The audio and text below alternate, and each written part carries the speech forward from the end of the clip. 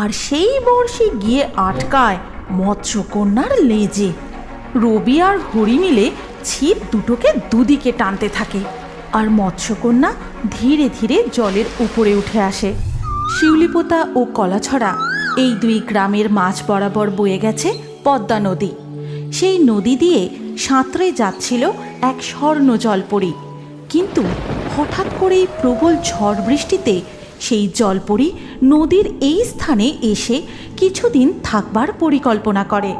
এই দুর্যোগে নদী যেমন উত্তাল হয়ে উঠেছে, আমার আর এগোনো উচিত হবে না।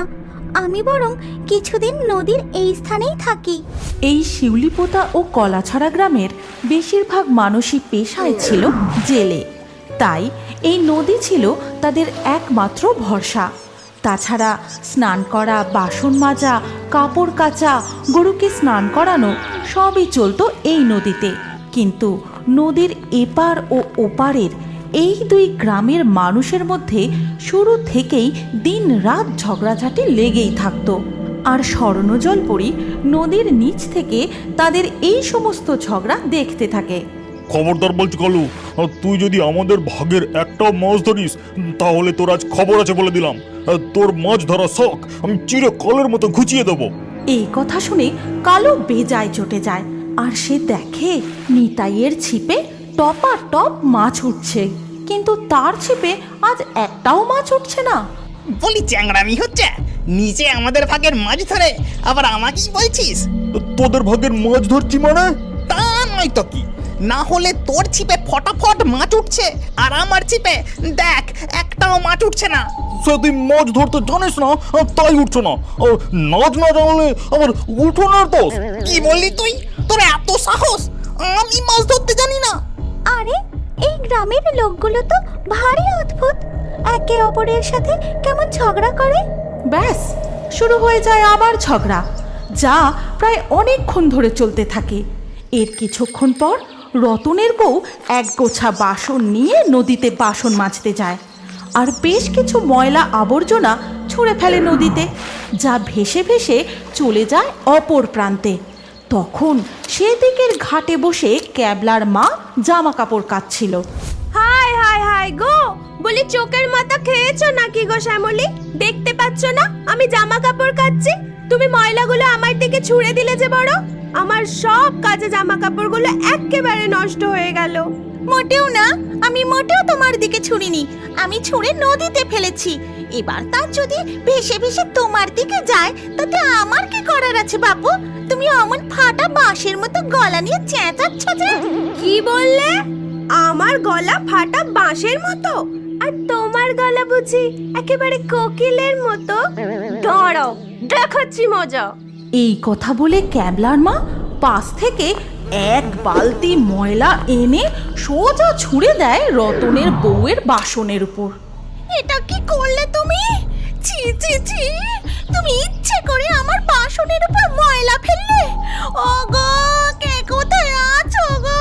দেখে যাও, ক্যাবলার মা কেমন পায়ে পা দিয়ে ঝগড়া করছে। ওরে বাবা, এই যে দেখি দুই গ্রামের বউগুলো সমান তালে ঝগড়া করে চলে। শ্যামলীর চিৎকার শুনে গ্রামের বেশ কিছু লোক জড়ো হয়ে যায়। ওদিকে ক্যাবলার মাও চিৎকার করে লোক জড়ো করে। ব্যাস শুরু হয়ে যায় ঝগড়া।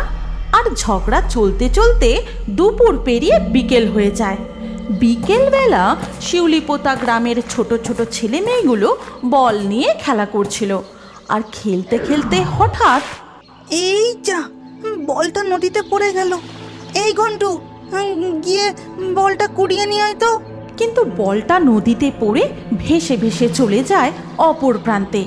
তখন সেখানে ঘাটে বসে পেয়ারা খাচ্ছিল ক্যাবলা, গোপে আর শিউলি। বলটা তারা দেখতে পেয়েই কুড়িয়ে নেয়।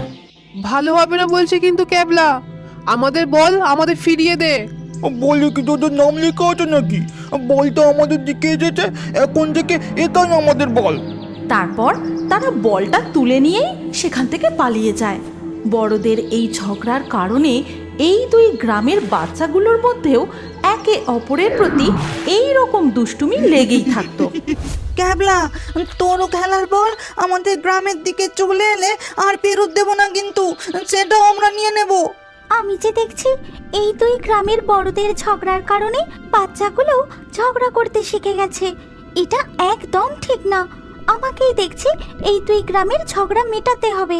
শিউলিপোতা গ্রামে খুব ভালো তুলোর চাষ হয়, তাই এই গ্রামের সব মানুষজন রোজ নতুন নতুন রেশমি সুতোর জামা কাপড় পরে।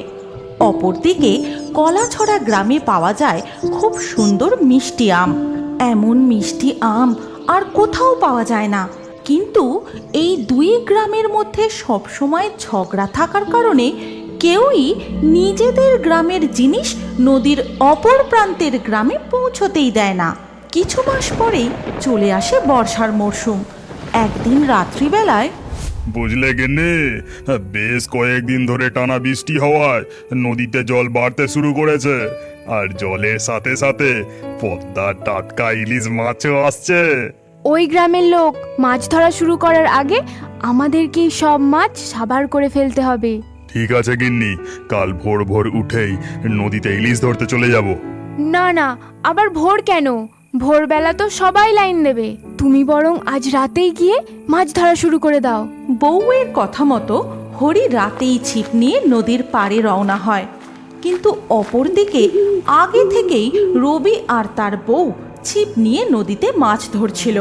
তারপর হরি নদীতে ছিপ ফেলতেই বড়শি গিয়ে আটকায় মৎস্যকন্যার চুলে।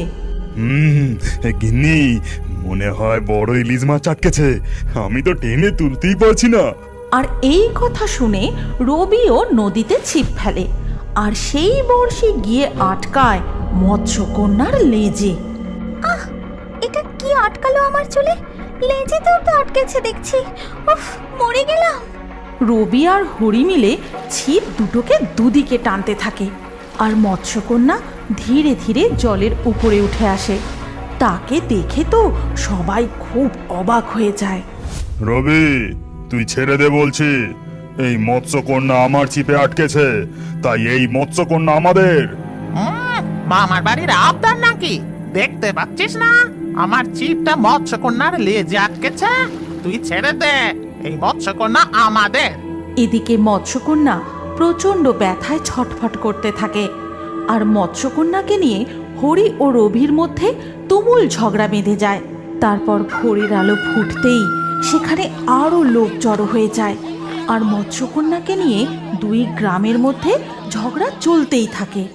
এদের ঝগড়া থামার তো কোনো নামই দেখছি না। এদিকে আমি যে যন্ত্রণায় ছটফট করছি, সেদিকে কারোর হুঁশ নেই। বলছি, তোমরা থামো এবার, আমাকে ছেড়ে দাও। আমাকে সমুদ্রে ফিরে যেতে হবে। ও বাবা, এই মৎস্যকন্যা যে আবার কথাও বলতে পারে দেখছি। তোমাকে তো আমরা এত সহজে ছাড়বো না। তোমাকে আমরা মেলায় নিয়ে গিয়ে চড়া দামে বিক্রি করব। কখনো না, মৎস্যকন্যাকে আমরা বিক্রি করব। এই কথা শুনে মৎস্যকন্যা মনে মনে বেশ ভয় পায়। সাথে সাথেই সে একটা ফোন দিয়ে আঁটে। তারপর বলে, তোমরা কি জানো আমার কাছে অনেক ধনসম্পদ আছে? তোমরা যদি আমাকে ছেড়ে দাও, তাহলে এই ধনসম্পদ আমি তোমাদের দুই গ্রামের মধ্যে যে কোনো একটি গ্রামকে দিয়ে যেতে পারি। তবে আমারও একটা শর্ত আছে। তাই নাকি? তা তুমি যে সত্যি কথা বলছো, সে আমরা বুঝবো কিভাবে?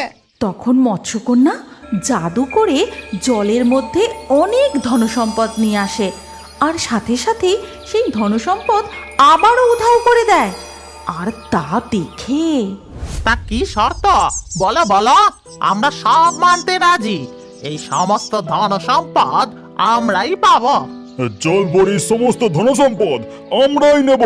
আমার শর্ত হলো, নদীর জলে না নেমে তোমরা একে অপরের গ্রামে গিয়ে সেই গ্রামের বিশেষ বিশেষ জিনিস নিয়ে এসে আমাকে দেবে।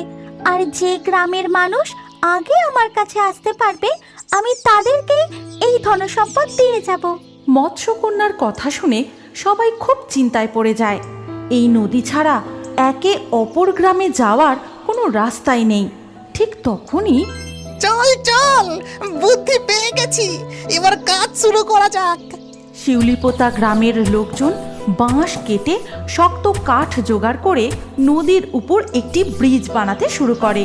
তাই দেখে কলাছড়া গ্রামেরও লোকজন ব্রিজ বানাতে থাকে, কিন্তু বারবারই দুই গ্রাম ব্যর্থ হয়। না, এইভাবে হবে না। এভাবে তো বারবার ব্রিজটা ভেঙে যাচ্ছে। তখন অপর প্রান্ত থেকে রবি বলে, এভাবে তো কিছুতেই ব্রিজ বানানো যাচ্ছে না, কিন্তু মৎস্যকন্যার শর্ত মানতে না পারলে তো আমরা কেউই কোনো